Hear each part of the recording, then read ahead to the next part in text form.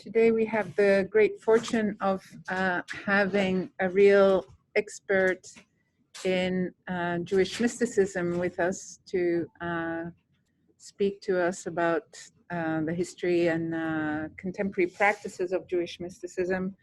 David Maayan is a Ph.D. student, a fourth-year Ph.D. student in our department, and specializes in Jewish Christian comparative theology. He has a long personal history and intellectual history with Hasidism in particular. I think normally he would have had to be right now, or would have wanted to be right now in Ukraine, because he's a long-time disciple of a very famous Hasidic master there, Nachman of Bratslav, and he teaches a type of mysticism and practices that type of mysticism. So I think we're very fortunate to have him speak to us today. He will first give about a 50-minute introduction, and then we will have a discussion after that. So I'll give the floor now to David. Okay, hello, good morning. So the way I've sort of structured this introductory lecture part is historical. So I'm going to go through some of the historical periods of Jewish mysticism, what we call. But I just want to say at the beginning, and if you did the reading from Gershom Scholem, the most prominent scholar of Jewish mysticism in the 20th century, you'll see that in his introduction, he's simultaneously talking a little bit about the history of Jewish mysticism, and very much about the history of modern thinking about mysticism and constructions of mysticism, which I know is something that, of course, you've started off in this course as well, just from looking at the syllabus, discussing. So I'm mainly going to have a historical focus, but occasionally I'll point out about how this historical construction relates to contemporary and modern ideas about and constructions of mysticism as a category. So where I would want to start from is from a chapter in the Talmud. So in traditional Judaism and rabbinic Judaism, in addition to what's called the written Torah, or the written scriptures, but Christians, essentially what Christians refer to as the Old Testament, there's also what's called the oral law. The oral law ironically becomes written down at various points, and by far the most important of these early rabbinic texts is the Talmud. The Talmud is usually described as a massive compendium of discussions of Jewish law, which is true to a certain extent, but it actually contains lots and lots of things that don't fit under the category of law in the way we would think about it. In particular, there's a chapter from the Talmud, it's divided into tractates or books, a tractate called Chagiga, which has to do with the laws of offerings that are brought on the pilgrimage festival to Jerusalem. There's a chapter called Ein Dorshin. This is just the first two words of the chapter, which means we don't expound, we don't teach about. And this chapter, this text is from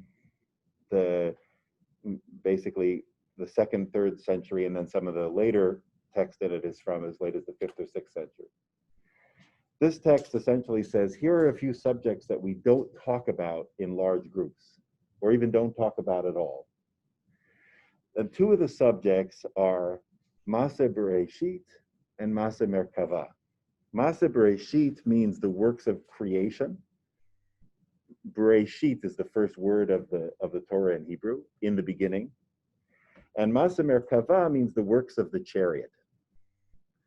The works of the chariot refers primarily to the first chapter of Ezekiel, where the prophet has a vision of what's called the divine chariot, the angelic host and the throne and so on of the divine realm. And the Mishnah says that we have to be very careful about teaching this.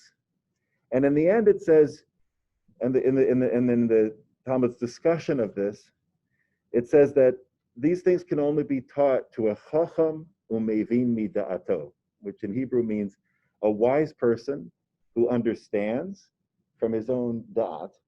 Da'at could be translated as knowledge, but in this context, it seems to mean more something like thinking. So you can only teach these things to a wise person who understands from their own thinking. if you have such a wise person, you then teach them Roshe Perakim, chapter headings, literally. So even when you find the wise person, you don't give them the material, quote unquote. You give them the outline, you give them hints, and then the person is maybe midato, understands through their own thinking. Another story, a very important story that's incredibly influential on the later history of Jewish mysticism, is called The Four Who Entered the Pardes, sometimes translated as the garden, which is a story of four rabbis, some of the great rabbis of the 1st and 2nd century, who had a kind of mystical ascent in which they had visions in higher realms, or in spiritual realms, or divine realms, we might call it. And what's important about this story is that there are four rabbis who go on this journey. The leader of the group is Rabbi Akiva, one of the greatest rabbis of the 1st century. Of the group, so 3 out of 4 don't really make it back. One of them literally dies, another one goes crazy, and another one becomes a heretic. Only Rabbi Akiva goes in peace and comes back in peace, or enters in peace and exits in peace. Another version of the text says he goes up in peace and comes down in peace. So now let me be clear. These stories and this chapter is not the beginning of Kabbalah in a scholarly sense. That would be anachronistic. Kabbalah in the scholarly sense doesn't exist until the late 12th, early 13th century. This is much, much earlier than that. Could we say this is the headquarters, or this is a major chapter in the Talmud that discusses Jewish mysticism? We could if we want, but we should recognize that if so, we're taking a term that's not in the text, and we're applying it to the text. And we're also assuming that all these later things that I'm going to tell you are examples of Jewish mysticism are all clearly examples of one thing. Let's just look at some of the different examples of it. And we should always keep in mind that's a construction that's being put on it. I'm not saying you can't justify the construction, but it's not at all something that's given in the text or that should be seen as obvious. Nonetheless, it's crucial to talk about this very early material. Why? Because the Talmud is this incredibly authoritative source in Rabbinic Judaism. These stories are very well known, and virtually all the later figures that we would call Jewish mystics would see this text as about Jewish mysticism. So their own self-understanding would be, aha, this is a place where the Talmud talks about Jewish mysticism. So as later scholars might say, well, that's anachronistic, that's so and so. But if we want to understand the self-understanding of later Jewish mystics, it's important to understand this material. What comes out from this material? Not very much, right? There's not a lot of mystical doctrine that's spelled out here. Nonetheless, what does come out from it is a few things. The idea that this material is esoteric, it's secret, and it needs to be kept secret. You can't just blab it out there. The idea that it's difficult to transmit or to receive, and dangerous. The idea that in some sense it can be thought of as a journey or quest. And finally, if we go back to what I mentioned, that we have these two titles of what it's about, the works of creation and the works of the chariot. Two things about that. One is that this means that some of the central mysteries that Jewish mysticism is interested in is the mystery of creation, of creativity, and as we'll see, this really becomes both divine but also human creativity, life-giving. And the works of the chariot is a little bit more ambiguous. Why is that such a big deal? God has this really cool vehicle. Why is that so awesome? That's a little bit of a deeper question, a little bit more ambiguous. But the one thing to keep in mind is that means that this material is presented from the very beginning as exegetical in character. So fundamentally, from the beginning, Jewish mysticism is thought of as being able to expound and to explain and to interpret the esoteric meaning of sacred texts. And while I don't want to overstate that, there are forms of Jewish mysticism that are less exegetical, but most forms of Jewish mysticism are extremely exegetical. They see their beginning, middle, and end as related to interpretation of texts. They're not trying to get beyond texts. They're trying to draw some of the endless meaning that can be drawn out of the text, and always returning to the text. One other thing to say is about this early stage too. So before we move on to what's called Heikalot literature, or the Merkava mysticism, the mysticism of the chariot. So I want to mention two things.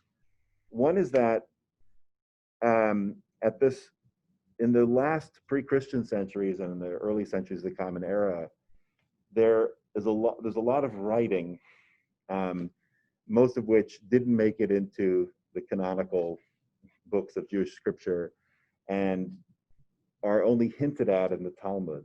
But there's a lot of writing by various Jewish and then later sometimes also Jewish Christian groups and individuals, which is centered on the mystery of these realms of angels and so on. But fundamentally, there's a mystery of a human being who sort of becomes divine.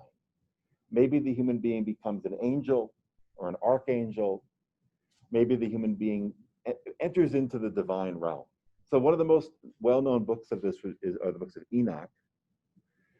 And there's also the figure of Metatron. There's a few figures, and sometimes those figures are identified.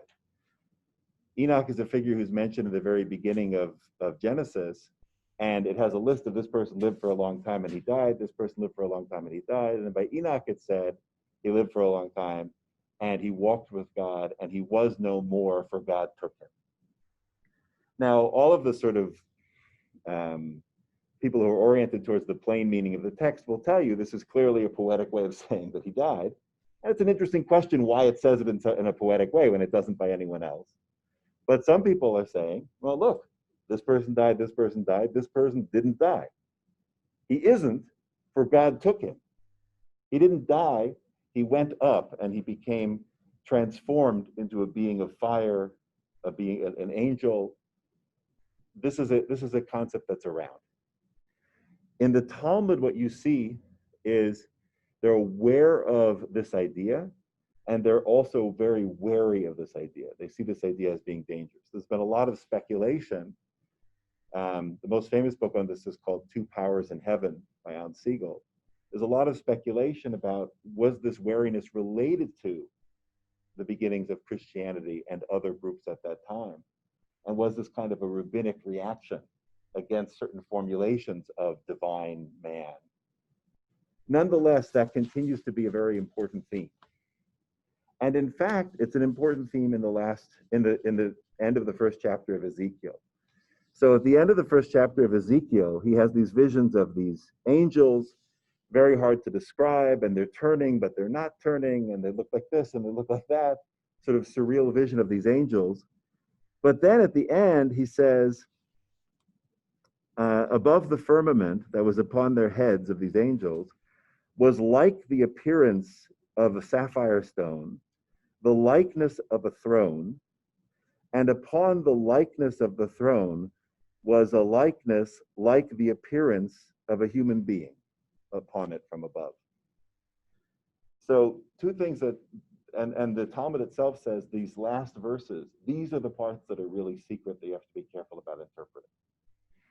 So two things to notice there. One is that there's an apophatic element where the text itself is saying like the likeness of the appearance of the likeness of the, so there's a reticence before you get to the big reveal, which is that the prophet is seeing this human-like figure on the throne. And also there's a tremendous ambiguity in the text. Namely, who is this? What is this human-like figure on the throne? Obviously, is that God? That's one possibility. Is this an anthropomorphic vision of God, like a human sitting on the throne, or something else? Why is it taking that form? So this question of the role of the human and the human sitting on the throne, and the question of the ability of the human being to be elevated or to sit on a throne or to be in the divine realm and have authority. This is a very fundamental question that sort of haunts Jewish mysticism at the beginning. They see this as a dangerous idea, but possibly also that there might be something important, positive about it if it's understood correctly. Okay. The next major stage, and in a way, the first stage that would officially be called Jewish mysticism is what I referred to before as Hechalot literature or Merkava mysticism. So Merkava means mysticism of the chariot. Hechalot means like the palaces or the entry halls. So Hechalot literature is basically stretches from about the 3rd century to about the year 1000. This literature is pseudepigraphic, so we don't really know who the authors of this literature are. Rather, the literature presents itself as the teachings of great Talmudic sages, actually from the 1st century, Rabbi Yishmael and Rabbi Akiva especially. The structure of it is that they describe this mystical ascent, where the mystic goes through from one level to another level and passes on to higher and higher realms of ascent. In order to do that, there are kind of angelic guardians that they have to get past at various stages. And you get past them by having the seal or knowing the name. You know a sort of passkey to get past, to get to the next level. In the end, after the goal as a person rises up through these hechalot is to come to the divine throne room, which is always pictured as, filled with angels standing around worshiping. Now, this is kind of like the key moment at the end of the 1st chapter of Ezekiel, where you come before the throne, the kiseh, that's the word that he uses. And there's worship. Now, Ezekiel also, when he sees this appearance, he falls upon his face and he hears the voice of God speaking to him, right? So he goes into a place of worship. So the culminating moment is to come into the throne room, and then it's a little bit ambiguous. One formulation is you get there and you get to stand with the angels. Again, a kind of human being becoming an angel. I get to join in the angelic chorus of worship and of praise of God in the throne room. What's interesting, though, is we have hymns in this literature that extol the beauty and the glory of the throne itself. So sometimes the worship is kind of directed towards the throne itself. And also, in some of the visions that they have here at the top, sometimes there's a human figure who is either drawn on the throne or sitting on the throne. Now, the figure that's carved or drawn on the throne is the figure of Jacob, the patriarch Jacob. And in the Hechalot literature, it describes actually a scene where God embraces this figure of Jacob upon the throne and hugs and kisses the figure. This is a very high moment of the vision when a person goes before the throne, is seeing this kind of embrace of the divine and the human, or the divine and the patriarch on the throne. There's been a lot of really interesting work written about the Hechalot literature, especially in recent decades, because it goes against some of our modern constructions of Judaism and of Judaism versus Christianity.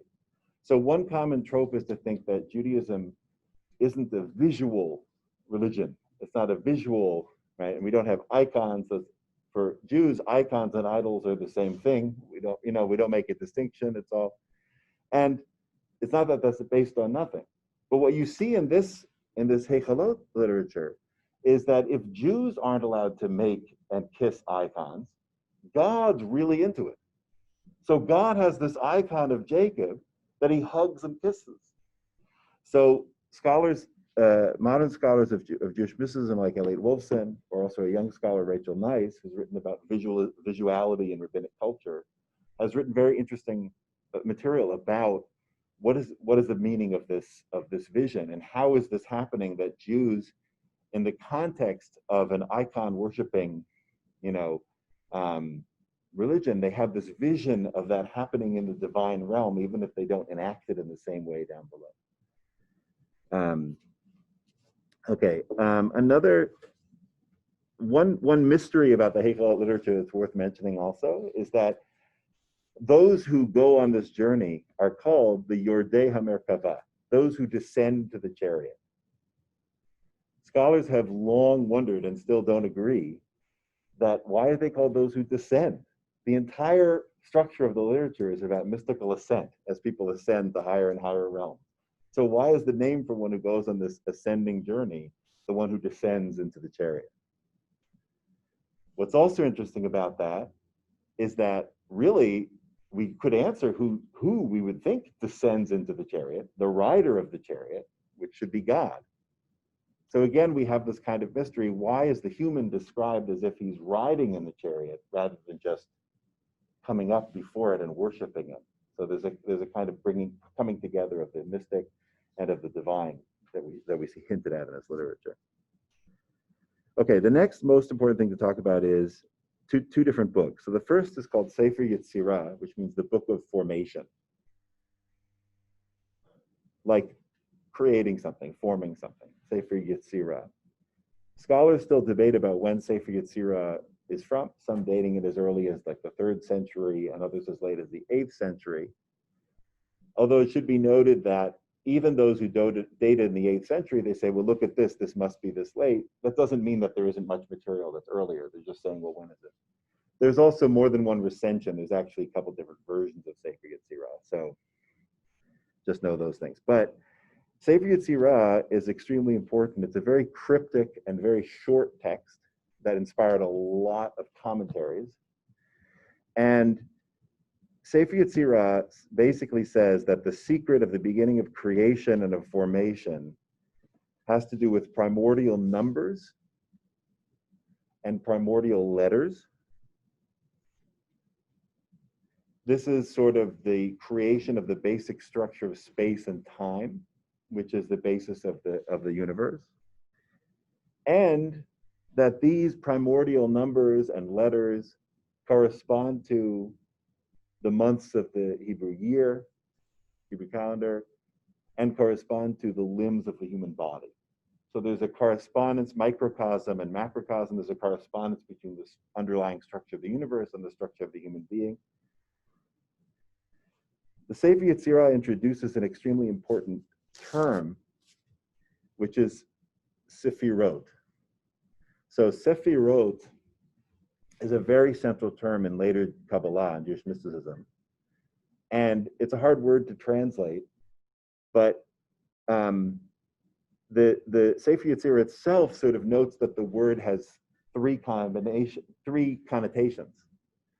So Sefirot, the root of that could be Sefer, which means book, Sapir, which means sapphire stone, as we already saw in the vision of Ezekiel. And mispar means number. L'saper is to tell a story or to count. Lispor is to count in Hebrew. So this one word contains within it the idea of narrative, story, numbers, and shining sapphire within it. And the Sefer Yetzirah says that there are 10 Sefirot, 10 and not 9, 10 and not 11. So we don't really know what they are from Sefer Yetzirah, but we know how many there are, and it's very emphatic. There's 10. 10 and not 9, 10 and not 11. Okay. We'll come back to Sefirot when it gets a little bit later in history. It'll be more developed openly, and we'll be able to talk about how it develops. Another important book to mention is called Sefer HaBahir, the book of shining. Sefer HaBahir appears in the late 12th, early 13th century. And Sefer HaBahir is essentially, it reads sort of like a traditional rabbinic midrash, allegorical stories and teaching tales and so on. And it says, oh, let's tell you a parable. There's like a king and so on and so forth. And it lulls you each time. You think, oh, okay, I kind of know this genre, but it subverts the genre every time. So whereas in classical rabbinic literature, it says, oh, there's a king who had a son and the son rebelled. And okay, and the son is Israel and the king is God. And it's a simple moral that you can understand. Not to say there aren't interesting things in depth, but you get the basic idea. In the Sefer Abba here, it undermines the symbolism. So it starts using it, and at the end you go, wait, who the heck, what's going on? And that's the whole book is like that, right? So this is very important. This is kind of a development of a certain kind of enigmatic literature that becomes very, very important, that draws on and uses the language of classic rabbinic texts, but then it's playing with them. It's almost like, sometimes people have used the metaphor that it's almost more like kind of free jazz, where you have to first be a good classical musician and you know the melodies and you know the things, but then you just kind of, so that's really a fascinating question. What are they doing? Why are they doing that? Do they have some one meaning in mind that you're supposed to get, or is it something more about loosening up the thinking of the person? Anyway, so in the late 12th and 13th centuries, you have developments really simultaneously of the beginning of what scholars would call Kabbalah, primarily in Provence, in modern France, and in the area of Girona in Spain, near Barcelona. At the same time as you have these developments of Kabbalah and Jewish mysticism, there's also a movement called Hasidei Ashkenaz, the German pietists, usually translated into English. So let's talk about Hasidei Ashkenaz first for a moment. So the Hasidei Ashkenaz are, the primary figure that they're associated with is named Rabbi Yehuda HaChassid, Rabbi Yehuda the Pious, Judah the Pious. And the big book that's produced by this circle is called Sefer Hasidim, the Book of the Pious. There are a few different versions of this text, actually quite different versions of this text. And currently at Princeton University, they have a Sefer Hasidim project, which is comparing all the different versions of the text and so on. Nonetheless, so it's not so clear exactly the different versions and who wrote all of the material and so on, but the general content of the Hasidei Ashkenaz material shows a tremendous focus on interiority and interior states. There's, in terms of inner experience, so the Sefer Hasidim emphasizes very, very much the love of God and emphasizes a kind of inner feeling of piety that goes beyond the letter of the law, you might say. It emphasizes the necessity of this feeling to accompany, and this devotion to accompany one's acts, although it maintains a traditional view of what those of halakha, of Jewish law, and of those acts. However, it does actually say, here are some other things you should do, and here are some other things you shouldn't do, which were not part of traditional Jewish law. Theologically, the big development in Hasidei Ashkenaz is the construct of Ratzon HaBorei, the will of the Creator. So the author of Hasidei Ashkenaz basically evokes this concept of the will of the Creator often to sort of imply, in addition to the halakha and the Jewish laws we have recorded in the Talmud, and but one can get in touch with the will of the Creator and can understand a little bit more of how you should act in the world and things you should do and things you should refrain from doing. Again, of course, for most of the part, a traditional understanding of Jewish law would have said, well, this is God revealing his will. This is the Creator revealing his will through the law. But the point here is that this idea of the will of the Creator is used to authorize and to justify something that's over and above what's in the traditional law. At the same time as Hasidei Ashkenaz is developing, so you also have these circles developing in Provence, in France, and in Girona, as I mentioned, in Spain. These circles see the development of the Sfirot, which we'll talk about more in a moment, into a more robust, more systematic notion. Fundamentally, what these figures are, one of the things these figures are most interested in is how to describe, how to discuss the relationship between the infinite and finite, the infinite and finitude, or the God as nameless and impersonal, and God as personal and having many names or attributes. Sholem, in the beginning of Major Trends in Jewish Mysticism, discusses a little bit of very important key question, which is the relationship between philosophy, Jewish philosophy, and Jewish mysticism. I think it's not too much to say that the beginning of Kabbalah happens at the same time as a certain peak moment of the beginning of Jewish philosophy, Jewish rationalistic philosophy, and comes in the wake of Maimonides.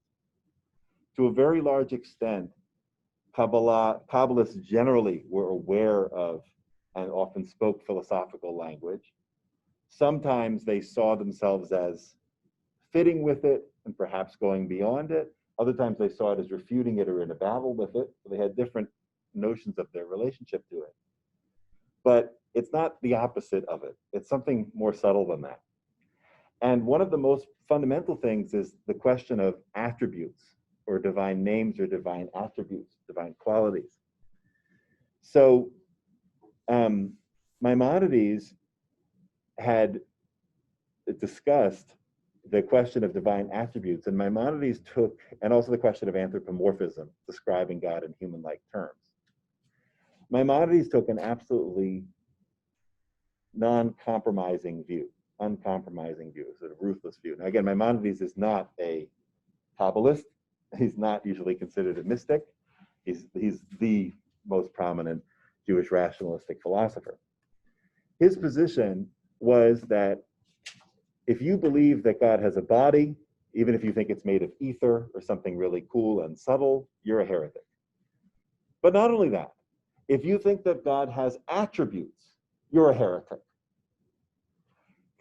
Maimonides thinks that any construction of God having attributes introduces multiplicity into God, and that multiplicity itself is essentially a subtle version of corporeality, physicality, having a body. Maimonides is ruthless. I want to emphasize this. Maimonides writes at one point, I don't say that a person, this is in Guide for the Perplexed, his major philosophical work. Maimonides writes, I don't say that a person who believes that God has attributes has a mistaken notion of God. I say that they have no idea about God at all and are simply applying the term God to a fictional entity. He says, I'll tell you what it's like. It's like if you ask a person, what's an elephant? And the person says, well, you know, they're pink and they have 6 legs and they swim at the bottom of the ocean and they have wings, so on and so forth. So he says, I wouldn't say this person has a mistaken notion of an elephant. I would say the person has no idea what an elephant is and has simply applied the name of an actually existing creature to something that exists only in their imagination. So Maimonides took this incredibly ruthless view that anyone that didn't have a thoroughly philosophical understanding, according to his philosophical understanding of the divine, is a heretic who knows nothing about God. This was a controversial view, right? I think it's important to see it in that context, because Maimonides ends up saying, well, look, the Torah says God is wise, God is this. Doesn't that mean the Torah says God has attributes? So the Rambam's answer is, every time that the Torah describes God with using a word that seems like an attribute, we have to translate that into negative terms. This is what's called via negativa, the negative way, the way of negation. So if the scripture says that God is wise, we have to translate it into God is not ignorant. But as for what God is, I don't have a word for that. It's like even if I say, and Maimonides does go this far, even if I say God exists, that's a problem. If I say it in a positive sense. Why? Because I'm going to use that same word to say this table exists. So when I say God exists, so you mean God exists like the table exists? So I want to say, no, not like that. More than that? Totally other than that. So I actually have no idea in Maimonides' view. Maimonides rejects the analogical view that we can take these human terms from our realm and apply them to God in a superlative sense. He rejects that. We only have a negative sense that we actually have no word for that. And so even when I say God exists, I just mean God doesn't lack being, but what God has or is, even the word has or is, I don't have a word for that at all. Kabbalists in general basically adopt this Maimonidean God in general, and they give different terms for it, the most prominent term being Ein Sof, the one without end, the endless one. And they describe this impersonal dimension of God as that which cannot be named, that which cannot be thought, that which one cannot even begin to think about, and so on.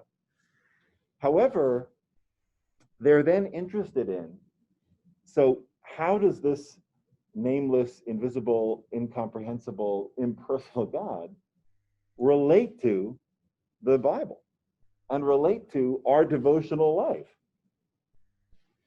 So the Sefirot are a way of trying, the way that the Kabbalists developed, of trying to talk about that, trying to think about that. The most basic thing you should see is that the Sefirot are, another word for the Sefirot is midot, which is the Hebrew word usually used for attributes. So the Sefirot, which are associated with names of God and with attributes of God, the Sefirot are a new language and a new concept, but it's actually trying to answer a very old question. How should we understand the oneness of God or the impersonal namelessness of God in relation to the multiplicity of names and attributes that we have from our tradition of the scripture?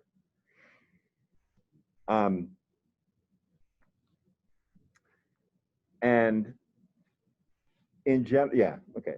So I'm sort of putting it, I think it's important at the very beginning to put it in the context of philosophy, because when later Kabbalists often reject or argue against philosophy, it's not that they're saying, you have to see how much they incorporate from philosophy into their thinking. So it's not that they say, well, what Maimonides said doesn't make any sense, it's really silly. No, basically, Maimonides' God becomes this deepest dimension of God for the Kabbalists. But they see Maimonides as having written himself into a kind of dead end, or written God into a dead end, if you want to look at it that way, where you can't figure out how this God can communicate, how this God can be reached through worship, or how one can have a relationship with this God. So the Kabbalah is trying to sort of fill that in. And for that reason, actually, the Kabbalah doesn't talk that often about Ein Sof, because there's not much to say, but talks endlessly about this Sefirot and about these attributes. Okay. So I think I'll continue to talk about the Zohar, which is without doubt the most canonical, the most influential single book of Jewish mysticism and of Kabbalah. The Zohar is written and appears in the late 13th century in Spain. And it's also, like so much Kabbalistic literature, it's also pseudepigraphic. So the Zohar is written in Aramaic, although it's an artificial Aramaic that occasionally contains 13th century Spanish words and other hints that it's not really from as old as it claims. And it presents basically a group of 1st century or early 2nd century Talmudic sages that are having these mystical discourses, giving mystical interpretations of the Torah, and also having adventures as they wander around the landscape of the land of Israel. There was a Kabbalist named Moshe de Leon, who essentially was putting out these manuscripts from Zohar. And he himself claimed, I have this ancient manuscript from this first century Rabbi Shimon Bar Yochai, the first century Talmudic sage. These secret manuscripts have been secret for over 1,000 years. I'm copying page by page and putting them out. They were very popular within certain circles, goes without saying. and that was the claim. There were, from the very beginning, there were people who were skeptical about this claim about the material. Even if they liked the material, they were skeptical about the authorship.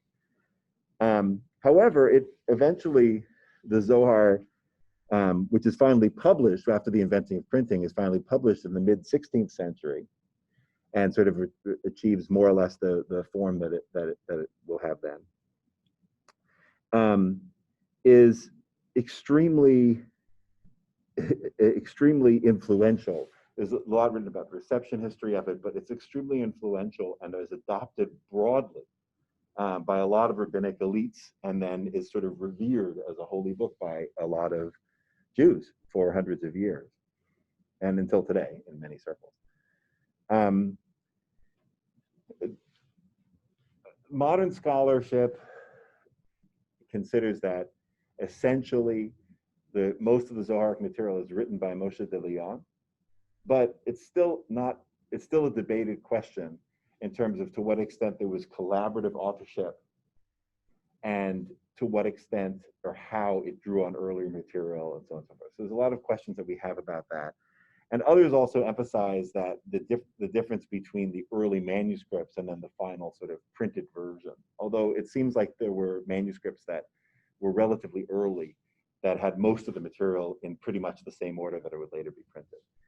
The Zohar is written in the form of an exegesis of the 5 books of Moses. So that's really important to know. So it goes through, Genesis through Deuteronomy and offers interpretations. The interpretations are very far from the plain meaning of the text in the vast majority of the time, but nonetheless, it is written in this form, and this is kind of the superstructure of it. Another thing to say about the Zohar is that the Zohar has in the back of its mind the system of the Sfirot. So very briefly, as we mentioned from Sefer Yetzirah, there are 10 Sfirot, 10 and not 9, 10 and not 11. So these Sfirot, or attributes, eventually get the following names. Keter, which means crown, wisdom, understanding, sometimes knowledge. This is a trick to make sure it always says 10 and not 11. Sometimes you count knowledge and don't count crown. Other times you count crown and don't count knowledge. Then loving kindness, justice or severity, compassion, eternity, splendor, foundation, and kingship. Each of these sfirot, each of these becomes a vast world with many, many different divine names and attributes and verses and symbols and so on and so forth connected to it. And in the Zohar, it's one of the most striking things you see is almost every page in the Zohar has this spherotic system behind it. But there are very few passages in the entire Zohar, which is many hundreds of pages long, that go through and name all 10 sfirot. There's a few, like 3 or 4, there's a few. Almost all the time, the Zohar is sort of has them in mind, but is using other language, the language of the verse that it's talking about, symbolic language about water or light and flow and this and that. And sometimes people look at it as, aha, this is a code, and the answer is always the same answer, the 10 sfirot, the 10 sfirot, the 10 sfirot. But obviously, I think that's a very bad way of reading the text. It's pretty obvious that if that's all that they're trying to convey, you could just write one page and just say 10 sfirot. So there's something about the structure of the reading and the poetry and the multiplicity of images and the playing with multiple images that's very crucial. It relates to what I said about Sefer Abba here. There's a free jazz element where they're drawing on these tropes that you recognize from rabbinic literature, but then, whoa, what are they doing with it? So there's the same kind of thing. It brings a kind of flexibility to the systems. It's enigmatic, it's flexible, obviously, depending on your point of view. It's frustrating, it's nonsensical, it's absurd. Okay, so, I mean, some people love it, some people really don't. So, but that's the Zohar. Obviously, there's things that happen in the 14th and 15th century, but the next most important thing to talk about is in the 16th century, which is the renaissance of Kabbalah in Sfat, as it's pronounced in Hebrew, Safed, S-A-F-E-D, it's written in English. So Safed is a city in the north of the land of Israel, north of Palestine, which at that time there are Jewish figures that have moved there, and it's really a central place of Jewish renaissance of Jewish thought and rabbinic thought, and then of mysticism in the 16th century. So, without a doubt, the most important figure in the end to emerge from that in the mid-16th century is Rabbi Isaac Luria, also known as the Ari, the lion, the holy lion. However, it's important to say, and Isaac Luria's system almost redefined and became the focus of much of Jewish mysticism ever since. However, it's important to talk about some things that were happening right before also Isaac Luria to understand that. So two of the other figures that were in Safed in the 16th century, one is Rabbi Yosef Karo. Rabbi Yosef Karo is the author of the Shulchan Aruch, the Set Table, which is the most authoritative code of Jewish law since it was written in the 16th century. Yosef Karo was a master of Jewish law who wrote a massive commentary on Maimonides' code of Jewish law, on other earlier codes of Jewish law, just a tremendous genius of halakha and of Jewish law. However, Rabbi Yosef Karo was also a mystic. How do I know? Well, Rabbi Yosef Karo was visited by an angelic figure every night for about 40 years. We call it the Magid, the teller, the sayer. Every night, the Magid would come to him and would recite to him, usually in Aramaic, a bunch of things, usually a lot of moralistic language about how terrible you were, you overate today, what are you doing with yourself, you should be more ascetic, and so on and so forth. Okay, that was the voice that he heard. And he wrote this down. And we have actually only a fraction of what he wrote down, but there's a book called Magid Meisharim, which is the words that he heard from this Magid. One of the reasons I want to mention that is to show, in general in the history of Jewish mysticism, there's very often the opposite of a split, in a sense, between the legal authorities or the rabbinic elite or the Talmudic scholars and mystics. Sometimes you can find figures that are one or the other, but a lot of the greatest Kabbalists in this chain, I'm not going to give you a bunch of names to overwhelm you, but a lot of times they're also some of the most prominent and authoritative authorities in Jewish law of their day, and they're the most prominent Kabbalists or Jewish mystics. That's very important to recognize that. Then also in the mid-16th century, you had Moshe Cordovero. Moshe Cordovero, essentially, and I think if Isaac Luria hadn't come along, it's possible that he would have been the greatest Kabbalist that would have defined Kabbalah for 500 years. This is one of his books. This is his big sort of summary of Kabbalah that came before, called Pardes Rimonim, the Garden of Pomegranates.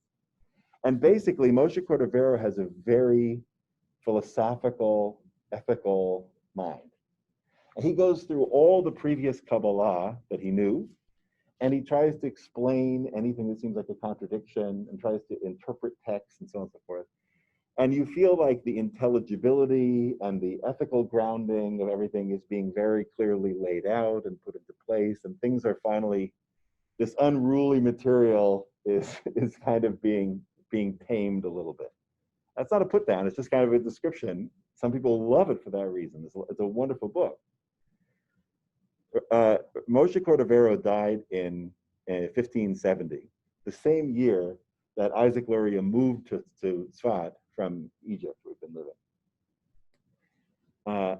Briefly, they were there at the same time and met each other. After Cordovero died, Isaac Luria started expounding his own original interpretations and system of Kabbalah. He died only 2 years later, 1572.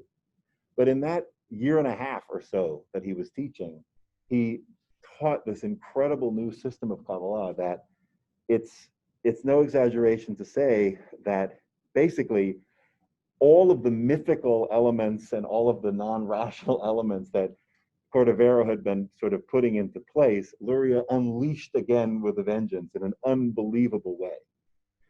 And so you have this system that has these incredible images and dramas and stories and so on. And the divine realm of the Sphirot becomes expanded by worlds and what's called Partsufim, these masks of God, and these divine personas, which are called grandfather, mother, father, son, daughter. You have this divine family going through dramas and so on and so forth. And you have all of these descriptions in very vivid images.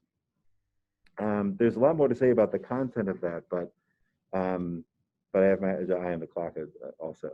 So, so there are several elements of Luria's system that became very central in later Jewish thought. I mentioned the Partsufim, this idea of these sort of masks or of the divine, visions of the divine family.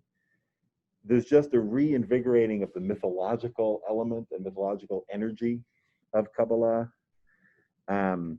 And again, tremendously influential. However, in the next century, in the 17th century, there's a very important development that we have to talk about, which is Sabbateanism.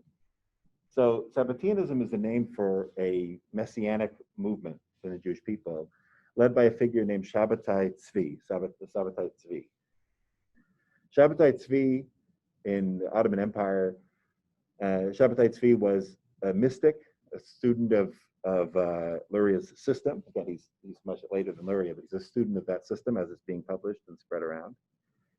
And essentially, Gershom Scholem's biggest book is actually his book about Shabbatai Tzvi, called Shabbatai Tzvi, the Mystical Messiah. It's an absolutely incredible piece of scholarship and an amazing book. The story is really unbelievable, where basically the Shabbatai Tzvi, as a younger person, Sholem basically sees him as kind of almost manic depressive, but he's clearly had these kind of manic moments where he was really excited. And when he was really excited, he would sometimes do things that were against Jewish law. And he felt like it was wonderful and exciting, and actually this was this amazing redemptive thing that he was doing. Then he would get depressed afterwards and feel that, how could I have done that, and I'm a big sinner. So this guy, Shabbatai Tzvi, met a person, Nathan of Gaza, Nathan of Gaza, who became his prophet. And Nathan of Gaza basically said, I know what's going on with you. You are the Messiah. And they developed within Shabbatai Tzvi, Nathan of Gaza developed a whole system based on the teachings of Isaac Luria, explaining why the Messiah had to sin in order to reach down into the depths of the darkness of creation and redeem divine sparks that have been trapped even in lowly places.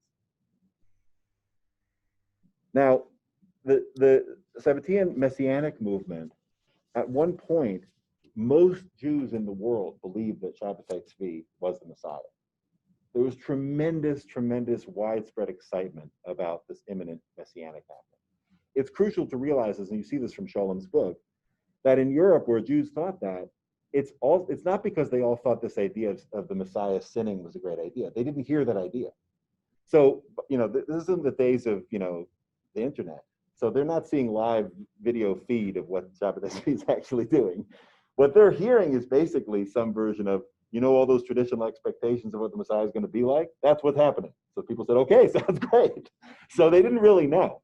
However, around Shabbatai Tzvi himself, he's doing some radical things involving egalitarianism, eating on fast days, breaking Jewish law in different ways, and declaring himself to be the Messiah and also a sort of Son of God figure or divine figure in his own right. Eventually, the leaders of the Ottoman Empire decide this guy is too much of a rabble rouser, and this is not the kind of movement that we like to have around here, and he's arrested. When he's arrested, Shabbatai Tzvi is offered the choice of converting to Islam or being killed. At which point, the Messiah converts to Islam. As you can imagine, many people immediately thought this is not what's supposed to happen with the Jewish Messiah, and they didn't believe in Shabbatai Tzvi anymore. However, there continued to be followers of Shabbatai Tzvi, some of whom followed him by converting to Islam, but remaining really Sabbatean believers. That's its own story. So Sabbateanism is important in part because it became a warning, a cautionary tale for some later Jewish authorities about, look what can happen from Kabbalah or from Lurianic Kabbalah. Maybe it's not a great idea for this to be popularized. Maybe some of these ideas we need to be really careful to keep a lid on, so on and so forth. However, finally, we get to what I myself am most focused on in my own research in my own life, which is Hasidism. So Gershom Scholem refers to Hasidism in his major trends in Jewish mysticism as Hasidism, the latest phase, meaning that Hasidism is the latest phase in Jewish mysticism. The relationship between Hasidism and Sabbatianism, and Hasidism and Kabbalah or Jewish mysticism, are both really, really complicated and very debated issues. So the Hasidism is started in Eastern Europe, really in the late 18th century, by a figure named the Maggid of Mezrich, the preacher of Mezrich, of Dov Ber, and his students. Kind of retroactively, an earlier figure known as the Baal Shem Tov, who lived from around the year 1700 or 1698 until 1760, is seen as the founder of the movement. But he wasn't the founder of the movement in the very important sense that there was no movement in his life, but he was an important teacher who affected a bunch of people, including the Maggid of Mezrich, who met him a couple of times at least. Hasidism, the relationship between Hasidism and Kabbalah is very complicated. One dimension of Hasidism is that it's a popularization of Kabbalah. It's not really the first one, but the whole idea of Kabbalah is this esoteric dimension that's kept in the elites. Every once in a while that would burst out, and there'd be a declaration that really everyone should be learning this, and that would be this redemptive messianic. The fact that it's now more open for people to learn it shows how we're heading towards the final redemption. So Hasidism was part of that movement as well. Martin Buber, who did more in the 20th century than any other single figure by far to introduce Hasidism to a wider audience, actually including Jews that wouldn't have necessarily been interested in it, but certainly also non-Jewish audience. Martin Buber had a very strong construction that Kabbalah had a big problem from Buber's point of view, which is that it arrogantly thought that it could map out God. It thought it could control and map the divine realm. And Hasidism let go of all that and turned into this existential, human-focused kind of spirituality of finding God in the everyday and the here and now and so on and so forth. So Buber had a very strong construction where Hasidism was almost blasphemous. There was something Kabbalah was almost blasphemous. There was something really off about Kabbalah, and Hasidism was a correction for that.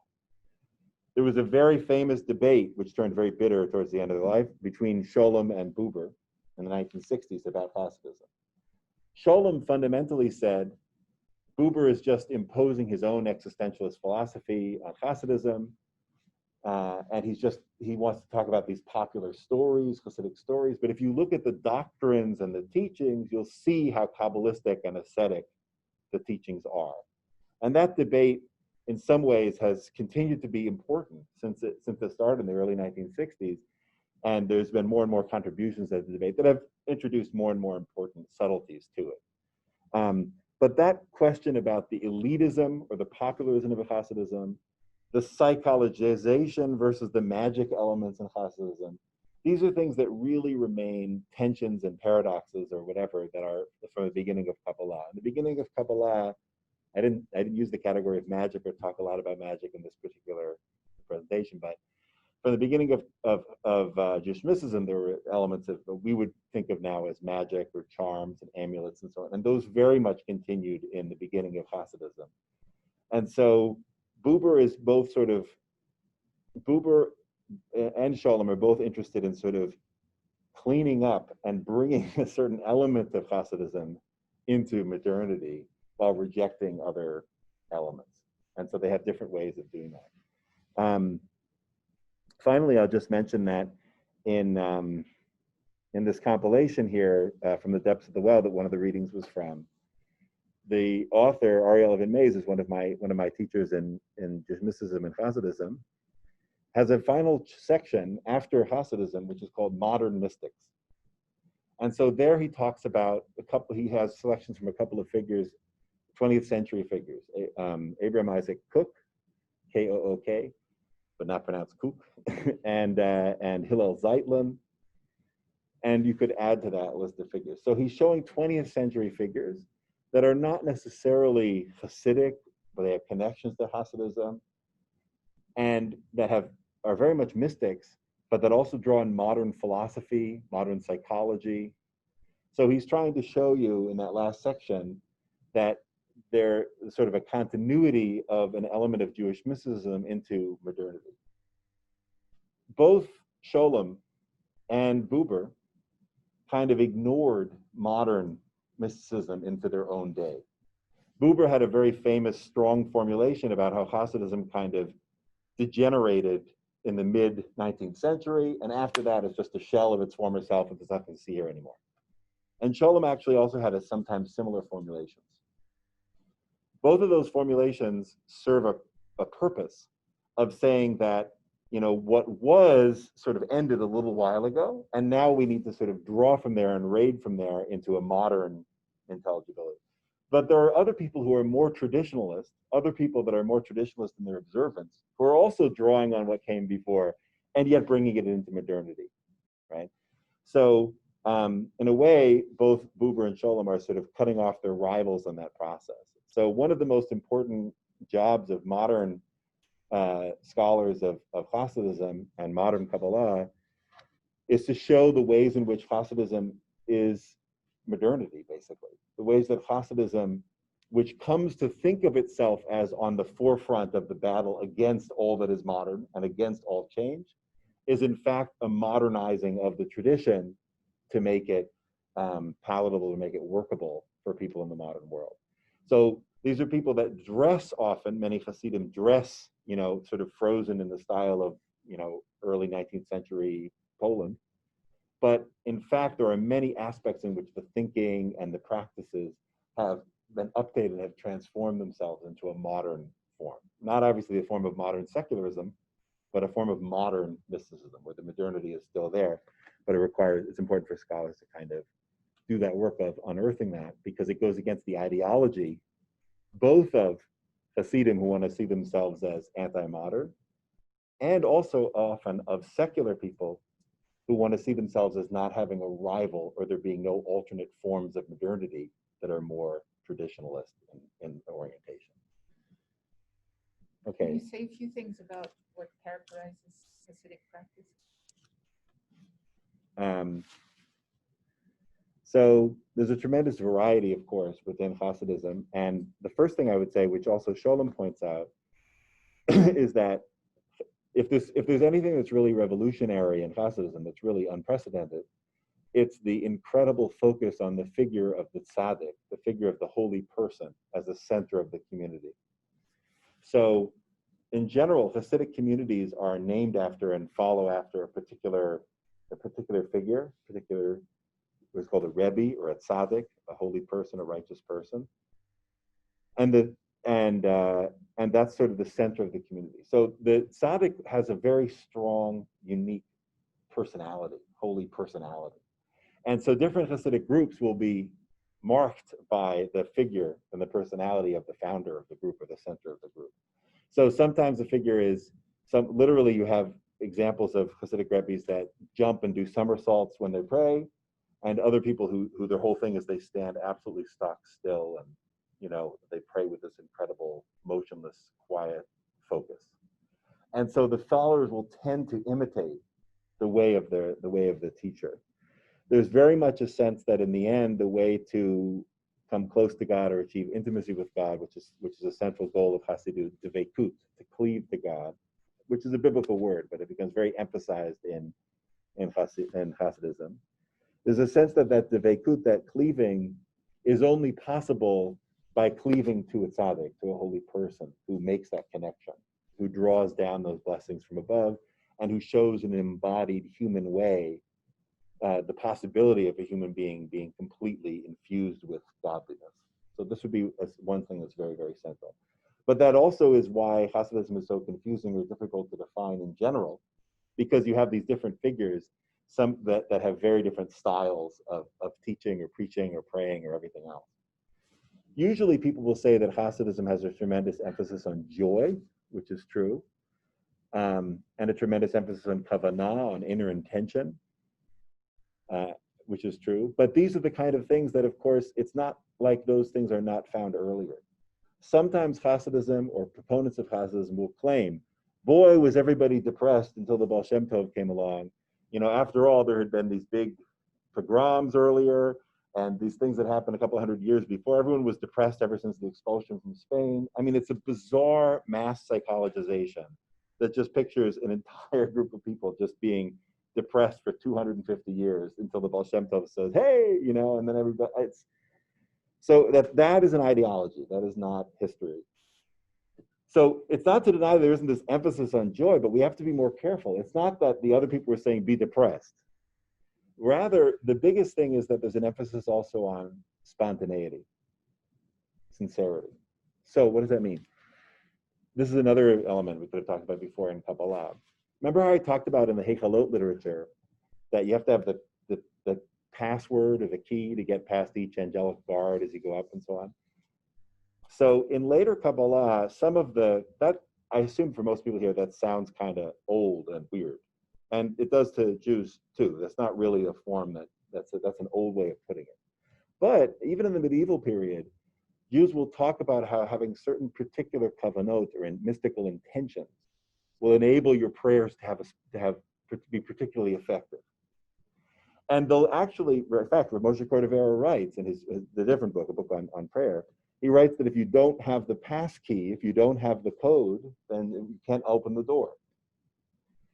By the Baal Shem Tov and early Hasidism, there's a big emphasis on the idea that someone who doesn't have a key, one of the ways they put it is if you don't have a key, you can knock down the door with an axe. There's a big emphasis that pure sincerity and simple yearning that's sincere is the key.